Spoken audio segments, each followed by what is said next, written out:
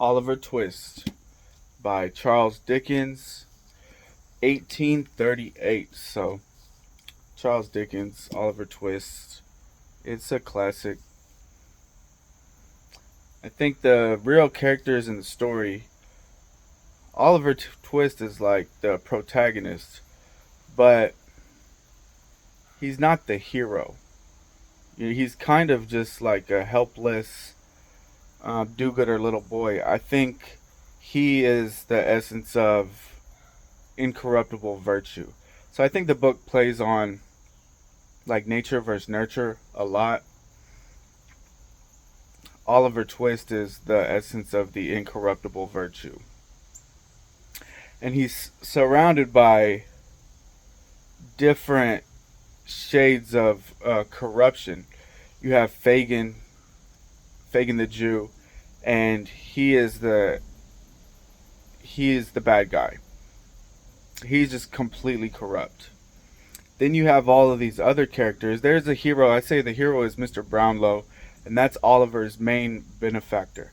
So the story is like this: Oliver Twist, his mother died at birth. His father is unknown, so he's orphaned at birth, and he's raised by the parish, and he's raised in these workhouses.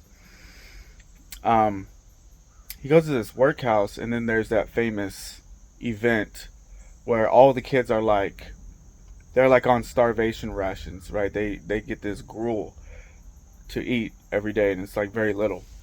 And so the other boys, one of the other kids is like, if you don't go and ask for more food, I'm gonna kill you and eat you. And Oliver's like, oh my god. So he goes and he asks the workhouse master. He's like, please sir, can I have some more?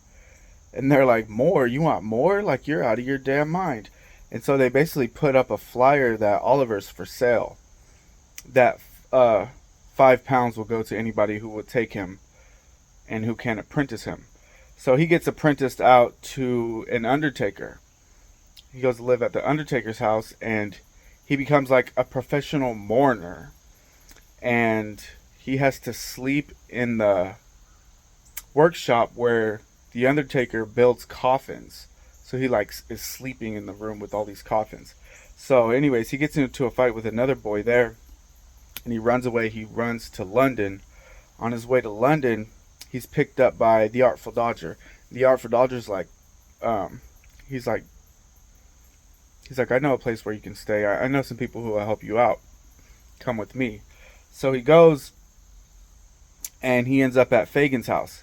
And Fagin runs this basically like the thieves guild for kids, right? He takes these boys, and he teaches them how to pickpocket. He teaches them how to steal. And Oliver hates that. So he's like 11, 12 years old, but like he has this incorruptible virtue. He can't stand the idea of stealing. So he goes out on his first like mission on the town with the Artful Dodger and the other boy, Bates, Master Bates. And while the Dodger is pickpocketing somebody, Mr. Brownlow at a book vendor, they get caught. And so as they're running away, Oliver follows them, but the crowd is hollering out, thief, thief, and they're able to capture Oliver. They don't catch the other two boys. So anyways, he goes to court, and Mr. Brownlow is like, I don't think this is the kid that was trying to steal from me. Like, this isn't the right kid. The book vendor shows up at the last minute, and he's like, no, I saw everything that happened. The other two boys got away. This kid isn't the one who did it. And so Oliver, at this point, he goes, Brownlow is like, I'll take him. So he goes to live with Mr. Brownlow. And so this is like Victorian era England. And like, people are getting sick a lot. Like, the poor people. This is another interesting thing. Like, a lot of these things were real. Like, baby farms were real. Like, people would be They would take money to take care of these orphaned or poor kids, and then they would pocket the money and provide almost the bare minimum of care for the kids. And a lot of kids died. They were killed on these baby farms because they were starved to death or they were abused. And these conditions were very real in Victorian England. These things did happen. There were baby farms, and a lot of kids were neglected, abused, tortured, starved, dead. And so that's the situation Oliver comes from. So, anyways, but Mr. Brownlow takes Oliver in, and Oliver's sick. Another thing, people were sick a lot back in the days because the food supply was so adulterated. Like they were putting chalk in the bread and borax in the milk and stuff to try to make the milk fresher, to try to make the bread whiter. And so the food was really adulterated. So when people got sick, they stayed sick. And if they recovered, it was a miracle, you know. And if you didn't recover, well, it's just bad genetics. You weren't strong enough to live. So he stays at Brownlow's house for a while. Brownlow sends him out on an errand back to that same book vendor to return some books, pay some debts, whatever. And Oliver's captured. He's captured by Nancy. And Nancy is one of the people in there who actually do have a complex character. Oliver, he's just a very static character. He's the picture of incorruptible virtue, and that never changes. Nancy's story is a little bit more complex. She's a prostitute by trade, and her boyfriend is a housebreaker. He breaks into houses. But anyways, Oliver's captured by Nancy and taken back to Fagin's, and basically Fagin wants to keep Oliver under wraps because Oliver can expose their whole little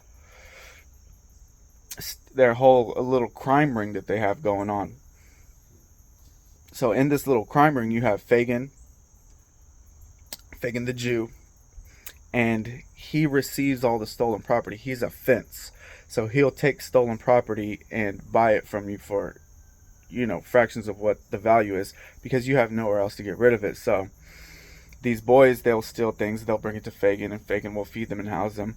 And then Sykes, he's this burglar, housebreaker, and he breaks into houses and he brings his stolen goods to Fagin to buy, sell, and trade. So, and they want to keep Oliver because Oliver has seen all this, right? But they can't really corrupt him, and they can't convince him or train him to also be a thief. So they want to keep him in the house.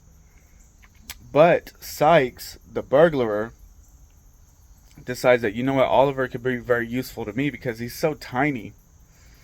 He's, he's so malnourished. He's very tiny. He's little.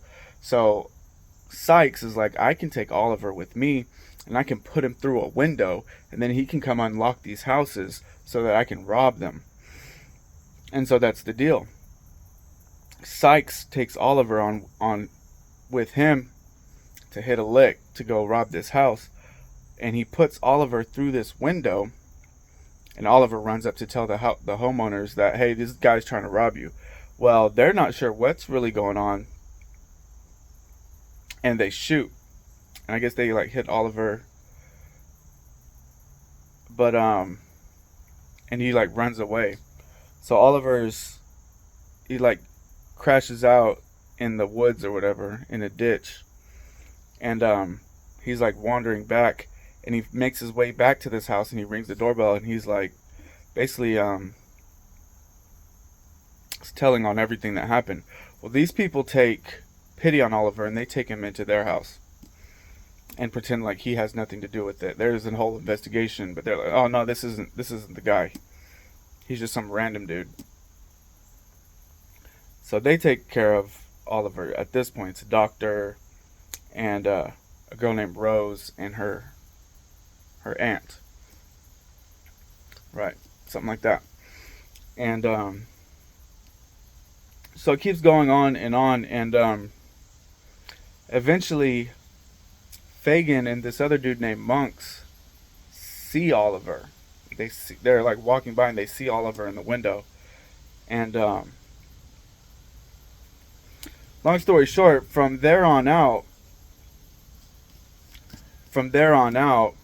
it's about finding out who Oliver really is, what his true origins are, and what ends up happening to this little crime ring that they have going on. Now, like I said, it's almost like Oliver's not really the main character. I guess he is, but he's definitely not the most interesting character because you have Nancy. Nancy wants to actually kind of, even though she drug him back at one point, she wants to kind of liberate. She wants to free Oliver from this life. She's like, obviously, this little boy is not about this life, and I want him to have a better life than I had because she was brought up that way. And she's a prostitute by trade, and she's partnered up with Bill Sykes. Bill Sykes is the burglar. Right, so she lives in this underworld of crime and immorality. But her redeeming trait is that she has mercy. You know, she has a good heart. She wants to save Oliver from all the shit that she's seen. Then you have, so in the process of her doing that, she exposes the rest of the criminals. And Bill finds out about it, and in a rage, Bill kills her. So, Bill Sykes. And so, Sykes is a bad dude, right? He's brutal, he's callous. He basically, he like pistol whips her to death.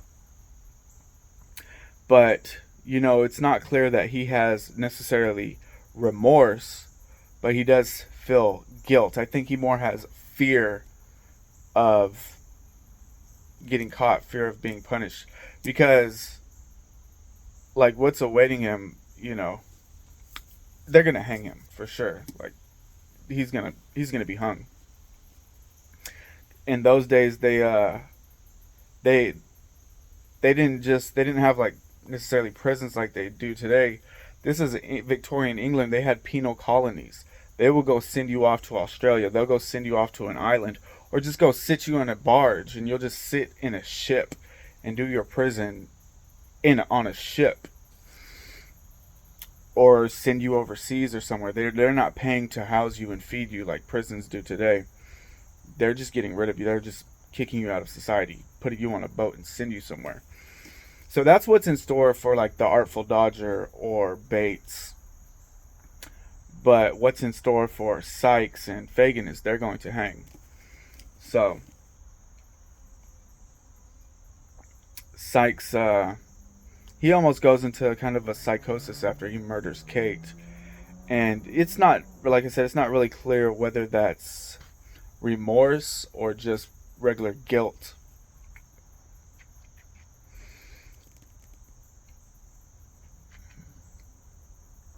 Yeah, without kind of exposing completely exposing the ending, um, I think it's really interesting. You know, Dickens wrote this and he was 26 years old, and when he was like 12 years old, he had to go work at like a blacking warehouse. So he had an industrial job when he was like 12 years old. His dad was like a pay clerk for the English Navy, but he went to prison for debt. He went to a debtor's prison. His dad did. And so he had to go work an industrial job at like 12 years old. So I think, obviously, Dickens is writing this as a critique. So I think Dickens is writing from partially a place of personal experience and social commentary, like talking about there's a couple of other minor characters that are interesting. All of the minor characters describe the society, and the society is the major character, not Oliver himself. And so this is what Dickens is criticizing. He's criticizing the society. He's writing about the society. He's not necessarily writing about Oliver Twist. Oliver's, like I said, he's just kind of like he's basically a goody-goody two-shoes little boy, and he's not even necessarily written like much of a little boy, just kind of like a sad little man. He's just got a bad life, and due to his benefactors, he's rescued from that bad life. He doesn't ever have like a there's never like a challenge for him in his character. It's always just like bad things are happening to him, and he's a good boy, you know? So I didn't really necessarily feel really any sympathy for Oliver because he's just like he's almost like a signpost. He doesn't have any dynamic character traits. Like nothing grows or changes from the beginning to the end. He's just a good little boy. And in that aspect, I think he just represents children like Dickens would have seen in his own youth. And then as he's writing this book in Victorian England, products of these baby factories, product of these workhouses, you can't necessarily really blame these kids for anything, but it's all bad. And it's at a time people blame it on your breeding. Well, you're highborn, you're lowborn, you're just born into low class. That's all you really can be. You don't have any potential to be anything else because, well, look at your parents. So it's a social criticism of his time and place. And while that's interesting and that's valuable historically,